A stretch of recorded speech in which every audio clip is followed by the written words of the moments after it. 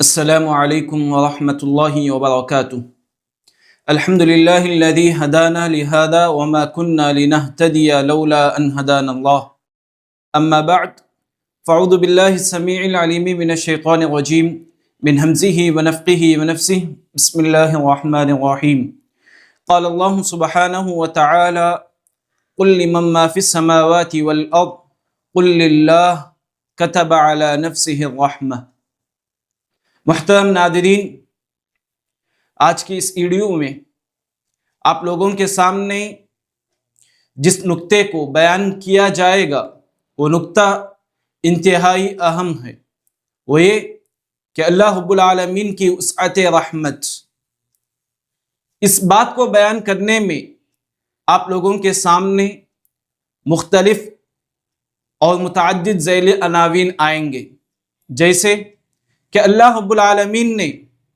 رحمت کو اپنے اوپر فرض کر لیا ہے، جیسا کہ اللہ رب العالمین نے کہا قل لمن ما فی السماوات والارض، اے نبی آپ ان سے پوچھئے کہ آسمان اور زمین کی ملکیت کس کی ہے؟ قل للہ، آپ بتا دیجئے کہ اللہ رب العالمین کی ملکیت میں ہے۔ کتب علی نفسہ الرحمہ، اللہ رب العالمین نے رحمت کو اپنے اوپر فرض کر لیا ہے۔ ایک دوسرے مقام پر فرمایا وَإِذَا جَاءَكَ الَّذِينَ يُؤْمِنُونَ بِآيَاتِنَا فَقُلْ سَلَامٌ عَلَيْكُمْ كَتَبَ رَبُّكُمْ عَلَى نَفْسِهِ الرَّحْمَةِ، وہ لوگ جو ہماری آیتوں پر ایمان لاتے ہیں، مومنین اگر آپ کے پاس آئیں تو آپ انہیں سلام کیجئے، کہہ دیجئے کہ تم پر سلامتی ہو، اور یہ کہہ دیجئے کتب ربکم علی نفسہ الرحمہ، کہ تمہارے رب نے تمہارے اوپر رحمت کو فرض کر لیا ہے۔ تو گویا ان دونوں آیتوں سے اس بات کی وضاحت ہوئی کہ اللہ رب العالمین نے رحمت کو اپنے اوپر فرض کر لیا۔ بلکہ اگر ہم یہ دیکھتے ہیں دنیا میں جتنی بھی چیزیں پائی جاتی ہیں، تمام کی تمام چیزوں میں اللہ رب العالمین کی رحمت پائی جاتی ہے۔ یہی وجہ ہے کہ اللہ رب العالمین نے کہا وَرَحْمَتِي وَسِعَتْ كُلَّ شَيْءٍ، دنیا میں پائے جانے والی ہر چیز پر میری رحمت ہے۔ تو گویا پتہ یہ چلا اللہ رب العالمین کی رحمت کافی وسیع ہے جو ہر چیز کو شامل ہے۔ اگر ہم دیکھیں اللہ رب العالمین کے پاس جو رحمت کے خزانے ہیں بہت زیادہ ہے۔ اللہ رب العالمین انسانوں پر تعجب کرتے ہوئے کہا قُلْ لَوْ أَنْتُمْ تَمْلِكُونَ خَزَائِنَ رَحْمَةَ رَبِّي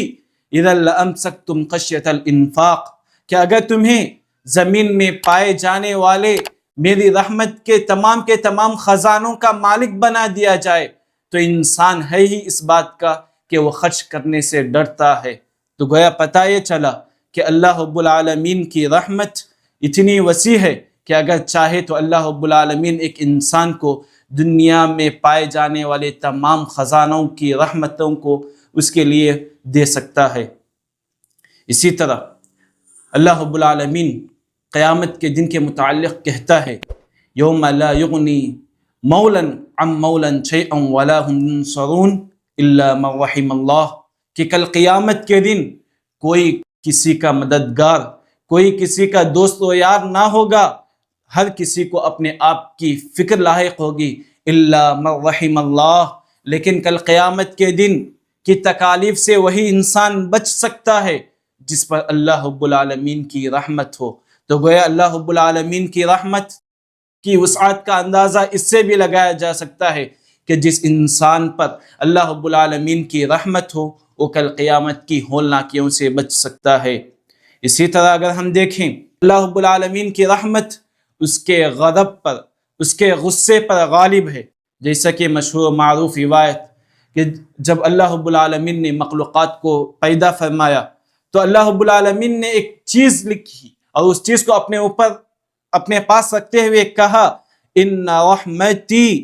تغلب غضبی، یقیناً میری رحمت میرے غصے پر غالب ہے۔ تو گویا اللہ رب العالمین کی رحمت اس کے غصے پر غالب ہے، جو کہ اس کے وسعت رحمت پر دلالت کرتی ہے۔ اور اللہ رب العالمین کے وسیع و عریض رحمت پر دلالت کرنے والی چیزوں میں سے ایک چیز یہ بھی ہے کہ اللہ رب العالمین نے رحمت کے 100 حصے بنائے اور اپنے پاس 99 حصے کو رکھا اور دنیا میں صرف ایک حصے کو نازل کیا، اور اسی ایک حصے کا نتیجہ یہ ہے کہ ماں اپنے بچوں پر رحم کرتی ہے، اور دنیا میں جتنی بھی رحمت کے مظاہر پائے جاتے ہیں سب اسی ایک رحمت کے حصے کا کرشمہ ہے۔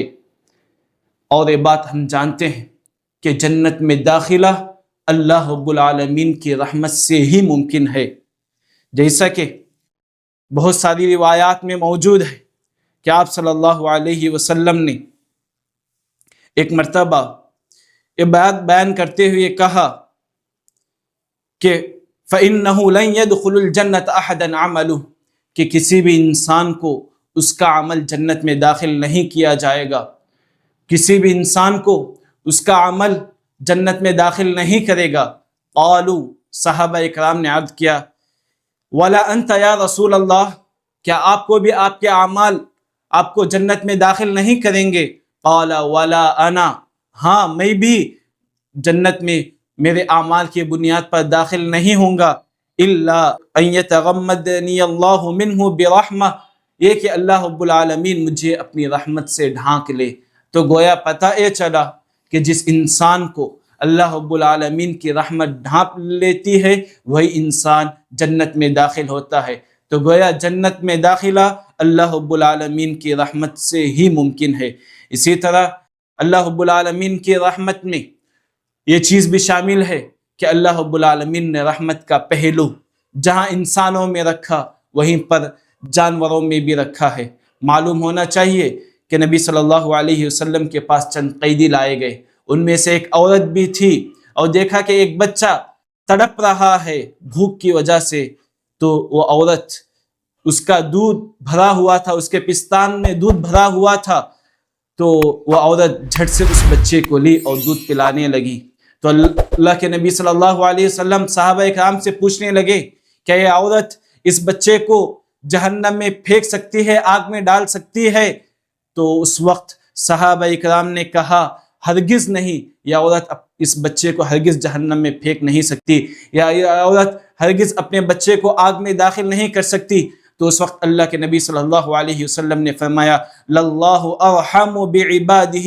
مِنْ هَذِهِ بِوَلَدِهَا، یہ عورت جتنا اس بچے پر رحم ہے اس سے کہیں زیادہ اللہ رب العالمین اپنے بندوں پر مہربان ہے، رحم دل ہے۔ تو گویا پتہ یہ چلا کہ اللہ رب العالمین کی رحمت کافی وسیع و عدید ہے،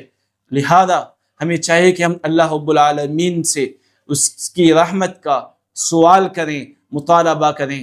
اللہ رب العالمین سے دعا ہے کہ اللہ تعالیٰ تو ہمیں اپنی وسیع و عدید رحمت میں شامل فرما، آمین۔ وآخر دعوانا الحمد للہ رب العالمین، والسلام علیکم ورحمۃ اللہ وبرکاتہ۔